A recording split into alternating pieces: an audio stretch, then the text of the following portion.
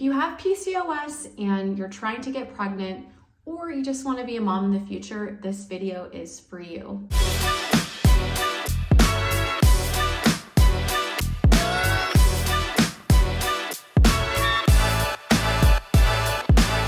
Researchers estimate that around 10 to 15% of women have PCOS. That's huge.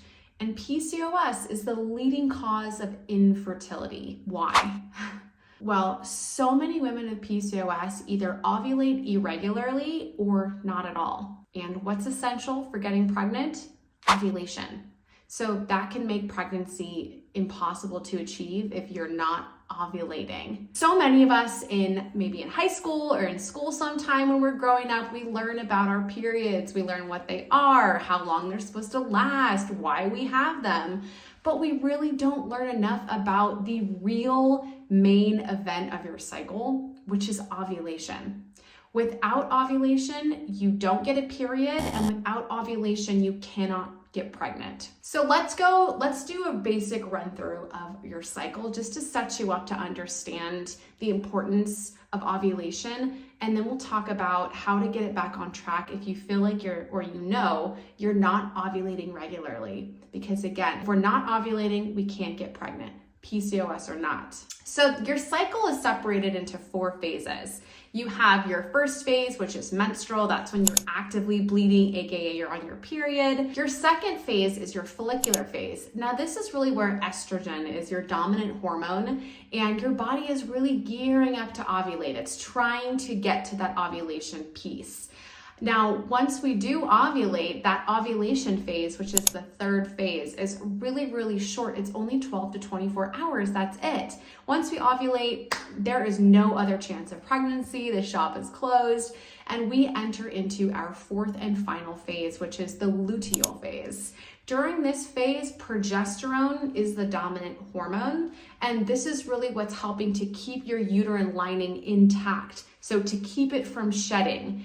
Because if you were pregnant, you would want that progesterone to be high. You would want that uterine lining to stay up there to support that pregnancy. Once you are to get a period, your hormones like estrogen and progesterone drop and your lining sheds. And that's what your period really is.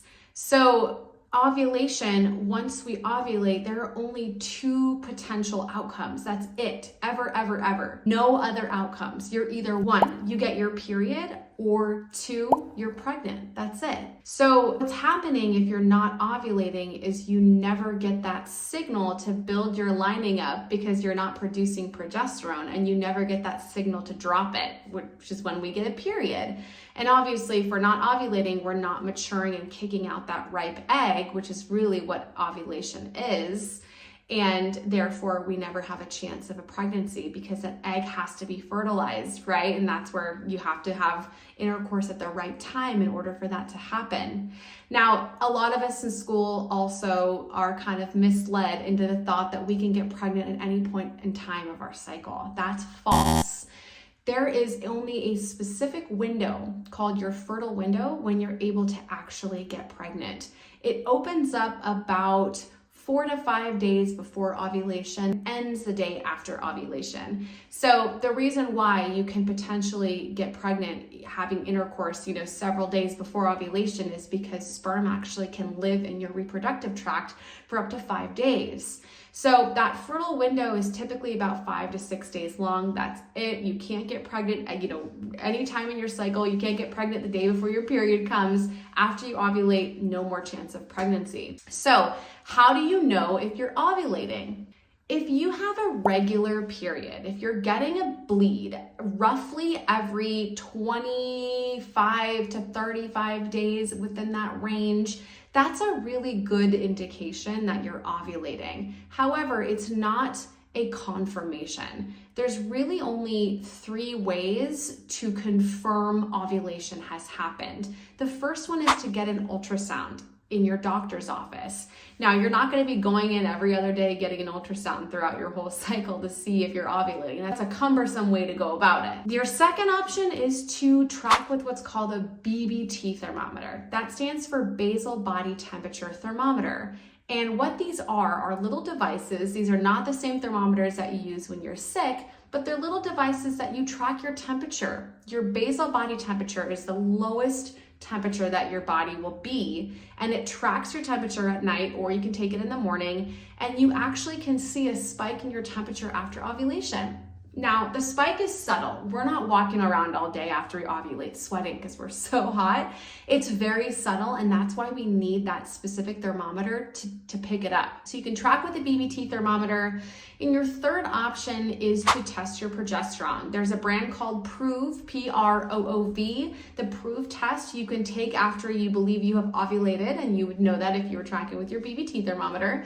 And then you look at those numbers to see if your progesterone has reached the limit to say, yes, ovulation has occurred. So these are the 3 ways to confirm ovulation has happened or is happening. Those are the only ways. We can't just guess off of our cervical mucus, because sometimes we can see more cervical fluid around the time of ovulation. That does not confirm anything. It's only supportive as far as to say, yes, ovulation is occurring on a regular basis.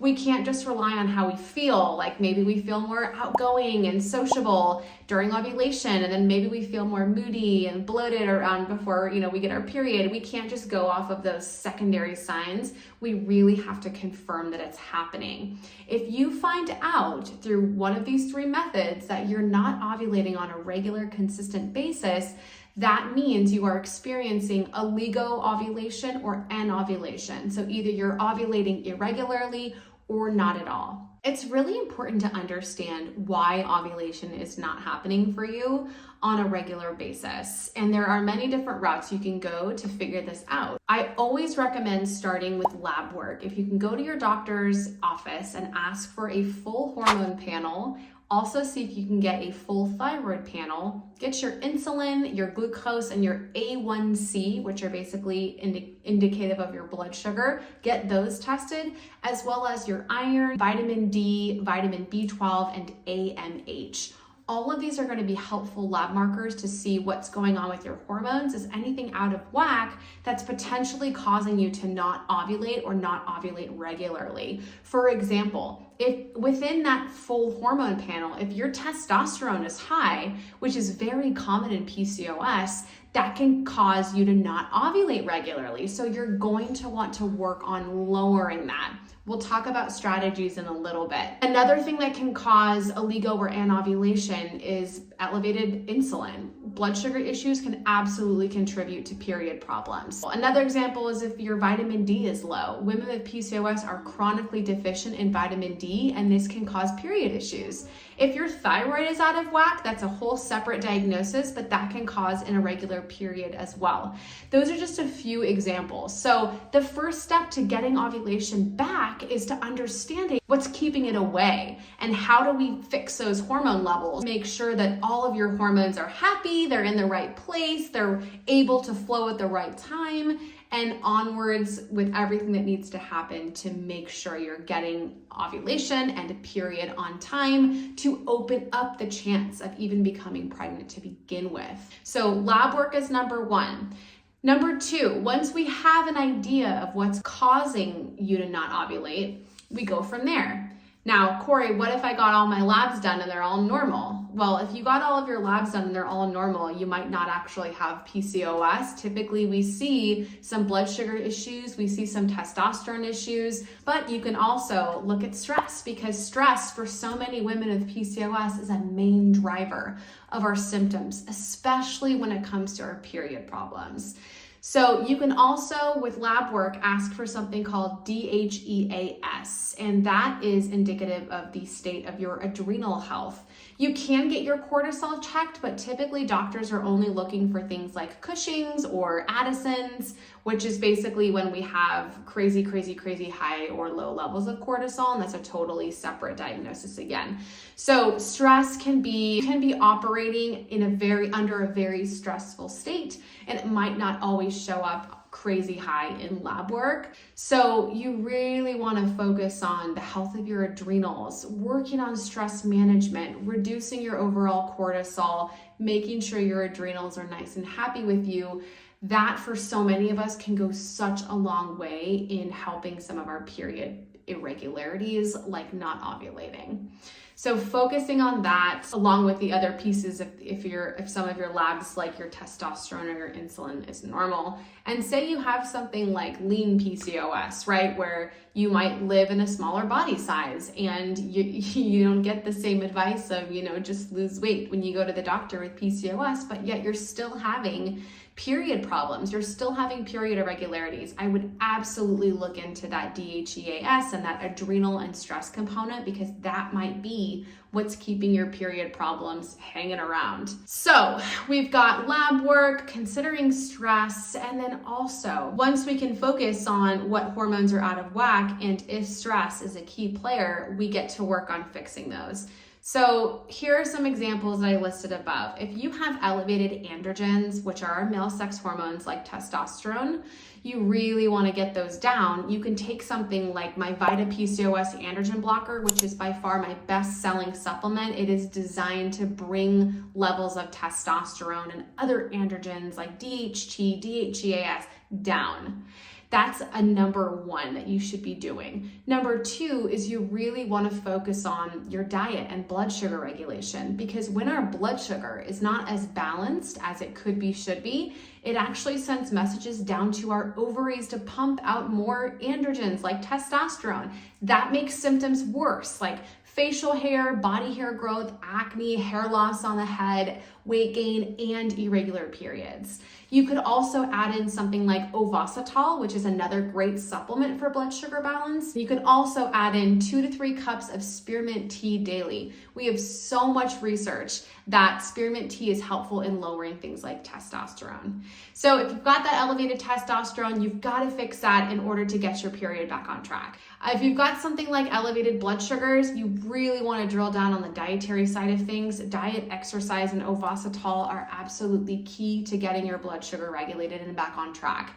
That's going to help prevent things like if you already have insulin resistance, it's going to help that, but it could help prevent that diagnosis and also really, really help you prevent things like type 2 diabetes, which we are at such a high risk for with PCOS. And lastly, it may help to prevent things like gestational diabetes, which we are at a higher risk for when we're pregnant with PCOS. So when you do get that lovely, wonderful BFP, you do need to think about that gestational diabetes component, and working on blood sugar regulation will absolutely help with that piece. If you have low vitamin D, you're going to want to get on a vitamin D supplement. There's all kinds out there, and your doctor will help guide you in what specific dose they believe you need to be on, depending on how deficient you are and how aggressive they want to get.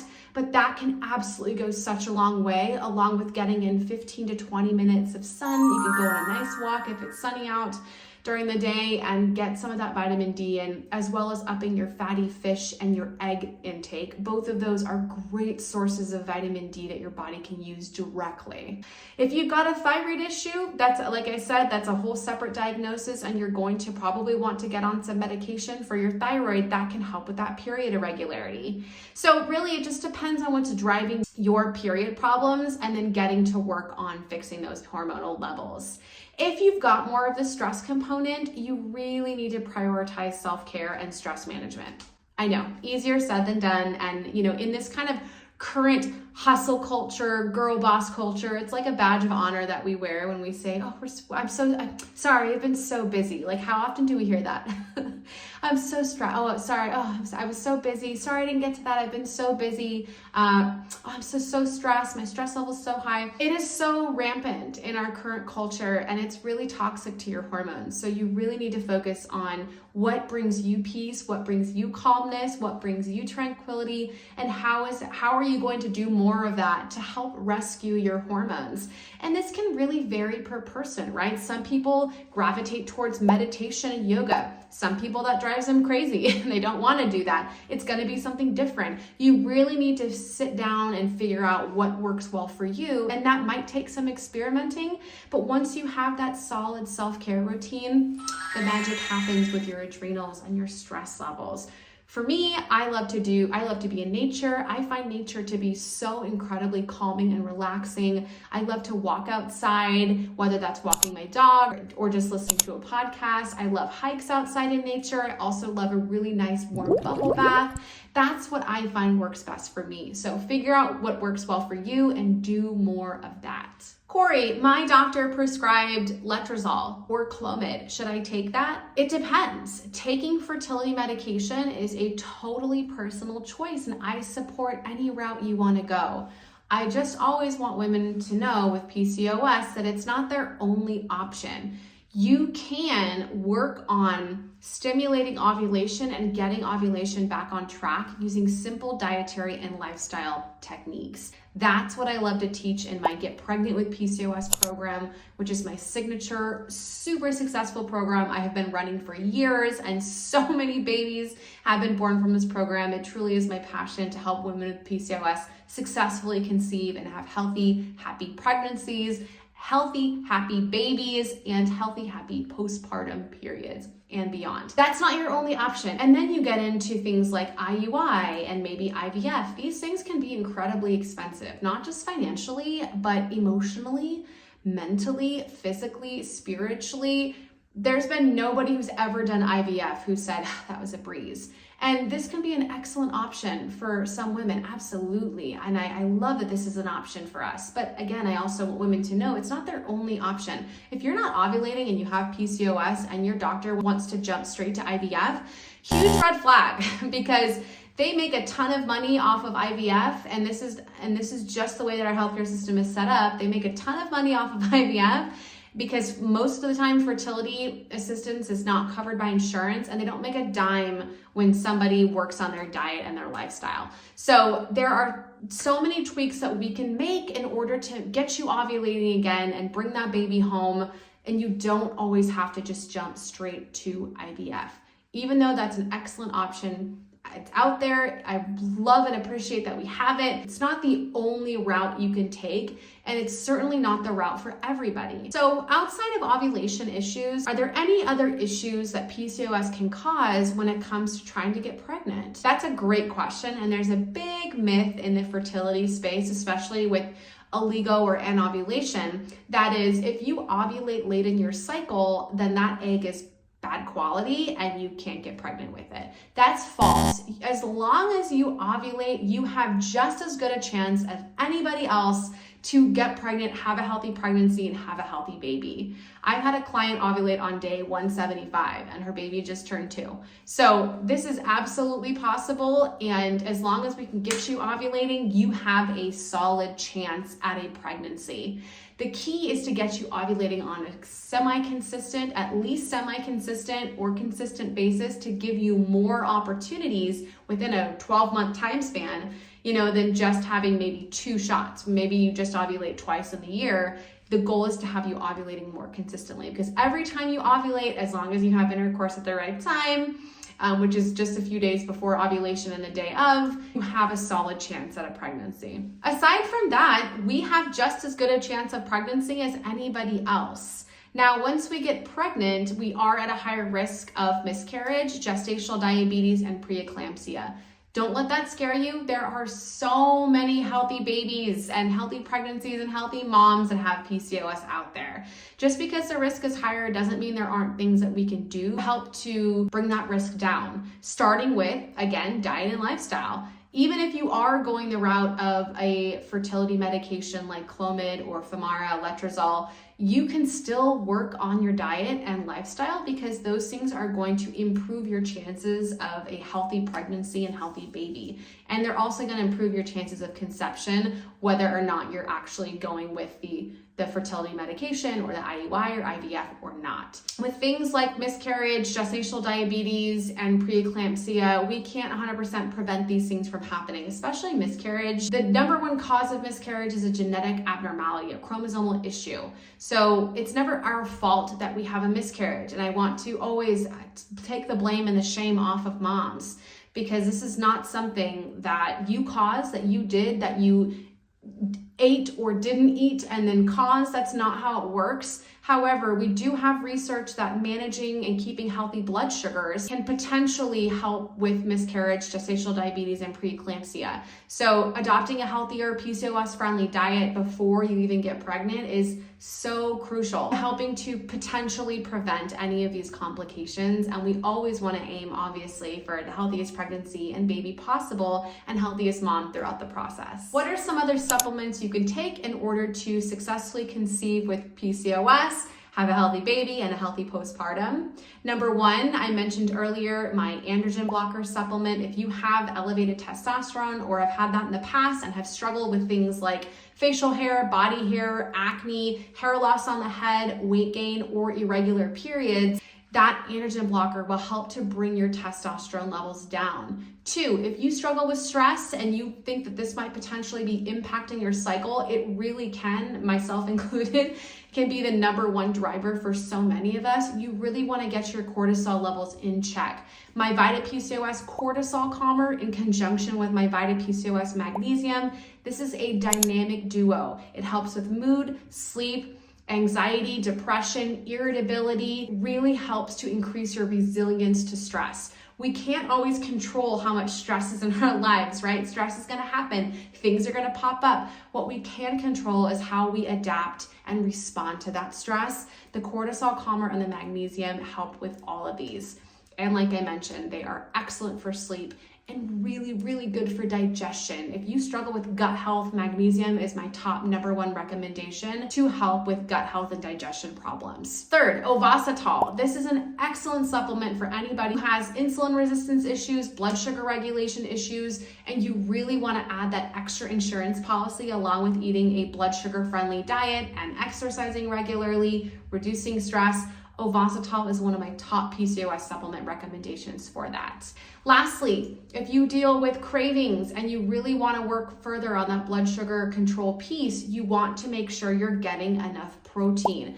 Adequate protein can balance your blood sugar, prevent mood swings, get you sleeping better, and also reduce cravings, which so many of us with PCOS struggle with. I have struggled with cravings so bad in the past. Now I'm at a place where I can safely say my cravings are slim to none. They crop up usually right before my period, but other than that, they're pretty darn quiet.